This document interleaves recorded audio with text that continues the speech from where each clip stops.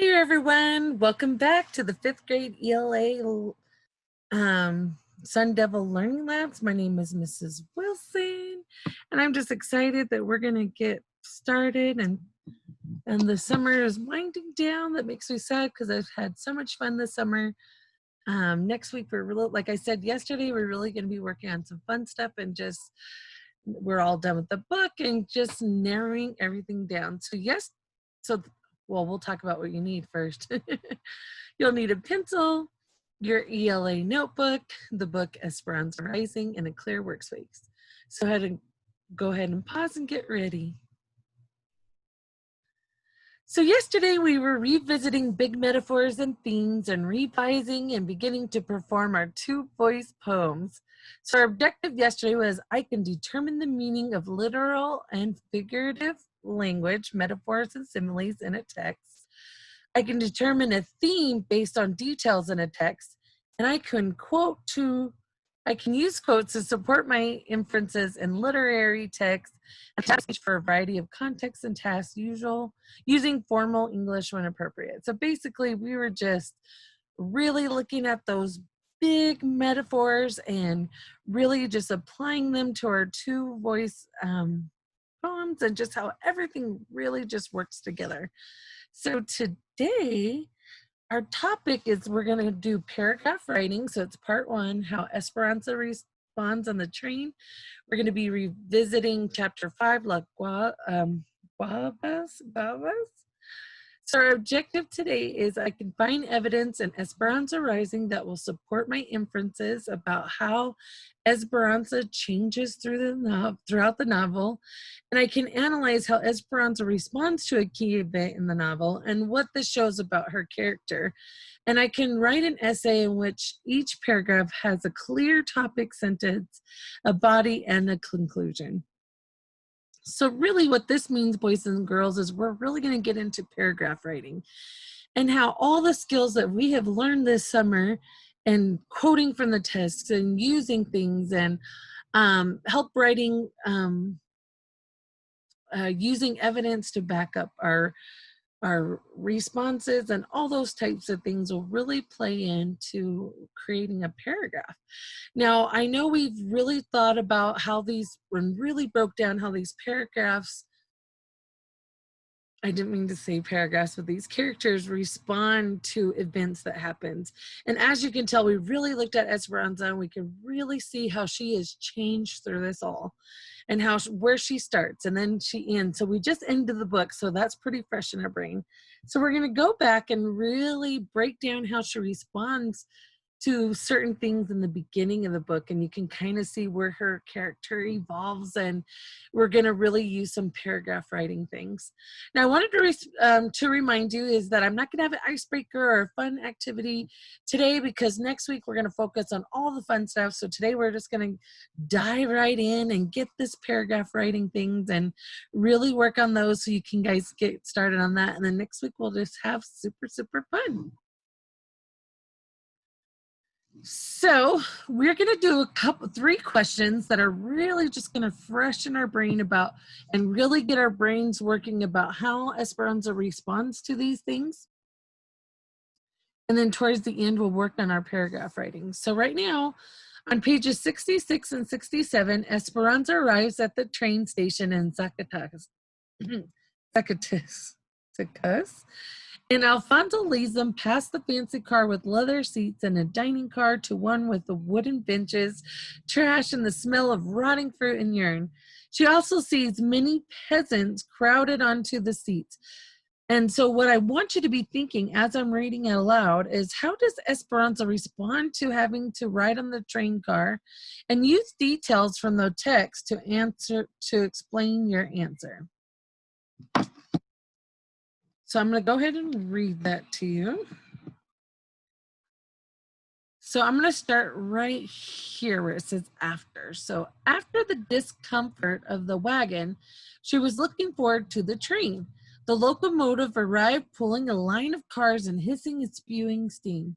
But they did not board the fancy car with the compartments and leather seats or the dining car with the white linens. Instead, Alfonso led them to a car with rows of wooden benches like church pews facing each other, already crowded with peasants. Trash littered the floor, and it reeked of rotting fruit and urine. A man with a small goat on his lap grinned at Esperanza, revealing no teeth. Three barefoot children, two boys and a girl, crowded near their mother. Their legs were chalky with dust, and their clothes were tatters, and their hair was grimy. An old, frail beggar woman pushed by them to the back of the car, clutching a picture of Our Lady of Guadalupe. Her hand was outstretched for alms, and Esperanza had never been so close to so many peasants before. And when she went to school, all of her friends were like her. When she went to town, she was escorted and hurried around any beggars, and the peasants always kept their distance. That was simply the way it was. She couldn't help but wonder if they could steal her things. Mama, said Esperanza, stopping at the doorway, we cannot travel in this car. It is not clean, and the people do not look trustworthy. Esperanza saw Miguel frown as he edged around her to sit down.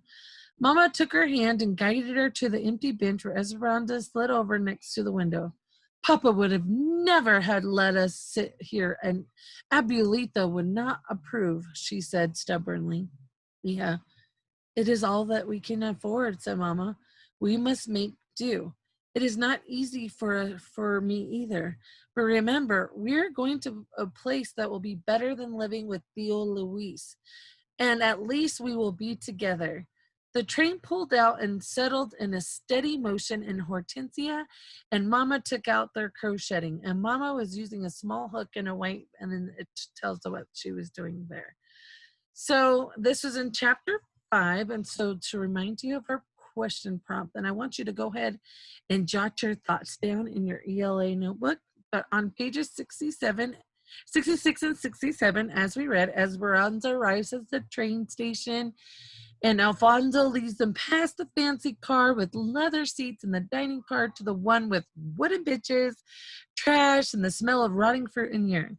She also sees many peasants crowded onto the seats. So how does Esperanza respond to having to ride in this train car? And use details from the text to answer your question. So go ahead and pause. Wonderful. So your answer might be a little different than mine. There's tons of different responses. This is all about what you think, but a possible response would be, she couldn't help but wonder if the people on the train car would steal from her, remember? She tells Mama they cannot travel in this car because it is not clean and the people seem untrustworthy.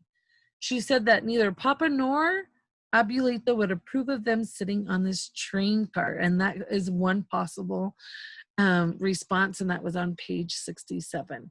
So you can kind of see how she responds to this first situation where it's really, really different. And now we're going to look at another one. So this one is on page 69 and 70. And this is what I want you to think about as I'm reading. Is Esperanza takes the doll her papa gave her out of its ballet, and a young girl runs up to her and tries to hold the doll. How does Esperanza respond to the girl? And what does Esperanza Mama say or do when Esperanza reacts the way she does? So explain your answer with details from the text. So I will give you some time to fill that out, but I just wanted to show you it up first to get your brain going. So here are the pages. We're going to go ahead and read together. All right. So we're going to go start right here. It says Esperanza. Go ahead and get your reading fingers ready. Esperanza opened her valise to check on the doll. Lifting it out and straightening her clothes, the barefoot peasant girl ran over. Mona, she said, and reached up to touch the doll, and Esperanza quickly jerked it away and put it back in the valise and covering it up with the old clothes. Mona, Mona, said the little girl, running back to her mother, and then she began to cry. Mama and Hortensia both stopped their needles and stared at Esperanza. Mama looked across at the girl's mother. I am sorry for my daughter's bad manners. Esperanza looked at Mama in surprise. Why was she apologizing to these people? She and Mama shouldn't even be sitting in this car. Hortensia looked from one to the other and excused herself. I think I will find Alfonso and Miguel and see if they had bought tortillas at the station. Mama looked at Esperanza's. I don't think it would have hurt to let her hold it for a few moments. Mama, she is poor and dirty, said Esperanza. But Mama interrupted. When you scorn these people, you scorn Miguel, Hortensia, and Alfonso. And you embarrass me and yourself. As difficult as it is to accept, our lives are different now. The child kept crying, and her face was so dirty that her tears just washed clean streaks down her face cheeks. And Esperanza suddenly felt ashamed, and the color rose in her face like she was embarrassed. But she still pushed the valise further under the seat with her mama and turned her body away from Mama. Esperanza tried not to look back at the little girl, but she couldn't help it.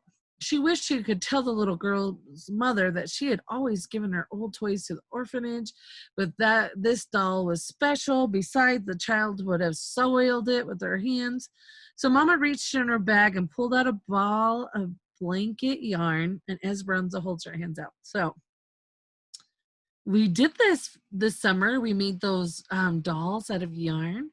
So as we remember, that's what she was going to do in the rest of the text and end up getting a little girl, a doll made out of yarn. So that was great. So the question prompt as a reminder, so go ahead and write this down. On page 69 and 70, Esperanza takes the doll her papa gave her out of the valise, and a young girl runs up to her and tries to hold the doll. How does Esperanza respond to the girl, and what does Esperanza's mama say or do when Esperanza reacts the way she does? And explain your answers in the text. So go ahead and pause and answer that. Great. So there's all sorts of responses, but this could be one. This was the response that I did. Esperanza quickly takes the doll away and puts it back in the valise. And Mama apologizes to the little girl's mother for Esperanza's rude behavior. So you can kind of see that Esperanza's really having a hard time adjusting to this new way of living, and having a hard time adjusting to not having money, and that there are changes, and these are all hard for her. So in our last question prompt to get our brains moving is on page 78 and 79. Esperanza sees Carmen give money and food to the begging woman. Esperanza responds by asking why the beggar woman doesn't just go get food from the farmer's market. What does this tell you about Esperanza's character in this point in the story, and cite evidence from the novel to support your answers? So I'm going to read the pages for you, and I really use this question prompt to get your brain moving and thinking. Reread if you need to, but we'll just get reading. So we'll start right here. Let me move myself. So when they pulled into Carmen's town, Mama gave her 3 of the beautiful lace carpitas she had made for your house, she said. Carmen gave Mama 2 chickens and an old shopping bag that she tied with string. For your future, she said. The Mama, Hortensia, and Carmen hugged as if they had all been friends forever. Buena suerte, good luck, they said to one another. And Alfonso and Miguel helped Carmen with her packages and the cage of chickens. When Miguel got back on the train, he sat next to Esperanza near the window. They watched Carmen greet her, waving her children, and several of the little ones scrambling into her arms.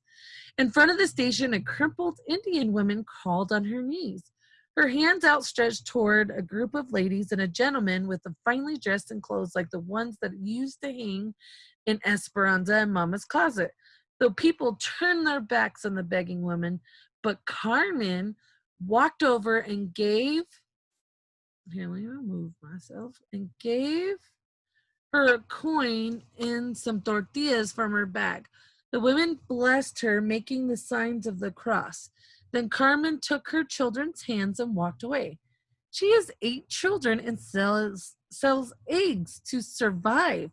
Yet when she barely afforded it, she gave your mother 2 hens and helped the crippled woman, said Miguel. The rich take care of the rich, and the poor take care of those who are less than they have. But why does Carmen need to take care of the beggar at all, says Esperanza. Look, only a few yards away is the farmer's market with carts of fresh food. And Miguel looked at Esperanza, wrinkled his forehead, and shook his head. There is a Mexican saying, full bellies and Spanish blood go hand in hand. And Esperanza looked at him and raised her eyebrows. Have you never noticed, he said, sounding surprised, those with Spanish blood who have the fairest complexion in the lands are the real wealthiest. So let's give you the question prompt again and go ahead and start writing these down in your ELA notebook. So on pages 78 and 79, Esperanza sees Carmen give money and food to the begging women. Esperanza responds by asking why the beggar woman doesn't just go get food from the farmer's market. What does this tell you about Esperanza's character at this point in the story, and cite your evidence from the novel to support your answer? Now, we know that she has changed and gone through some stuff, but what does this say about her character right now in the story, and especially right now of what we learned? Wonderful. So your responses, again, might be different, but these were mine. Esperanza asks why the woman doesn't just go buy food at the nearby farmer's market instead of begging for food. And you can find that on page 79. See how I cite that? You always want to put it in quotation mark and the page number. This shows that Esperanza doesn't understand being poor and needing to rely on other people for basic needs such as food. So yeah, she is having a hard time accepting these things in this part of the book.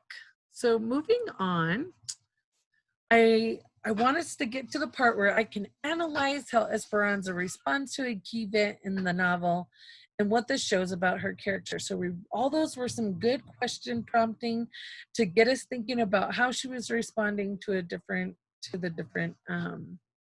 scenarios. So right now, this is called an accordion graphic organizing for paragraph writing. It's just another way to keep you organized when you're trying to make a paragraph. So sometimes they're just 3 to 4 sentences, sometimes 4 to 5 sentences in a paragraph. And this will help keep us organized. So if you want to take some time in your book and go ahead and start, this is the top. So you want to label a box topic, then right under that it's detail, explain, and then you want to end with your conclusion. And don't worry, we will work on this together. So go ahead and write those down in your book so we can help get organized. And this will definitely help you in future writing. And a lot of these tips and things that they do are helpful for even me as an adult. Like, I didn't realize a lot of these cool tips that they teach now that I wish I would have known when I was little. So I'm telling you right now, boys and girls, you definitely will be using this in the future. And it's definitely been helping me as I'm going through school for sure. So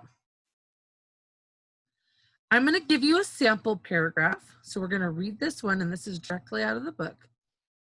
And then we are going to write a paragraph based on this paragraph alone. Okay? So I'm going to read it, and then we're going to respond by using and pulling evidence out of this text and citing and those types of fun things. So one night, the ranch catches fire and burns to the ground. Esperanza and her family safely escape, but lose almost everything they own to the flames. But because Esperanza and Mama do not even have clean clothes to wear, the nuns give them clothes from the poor box. When Esperanza sees the box left by the nuns, she asks, Mama, at a time like this, must we worry about some poor family who needs clothes?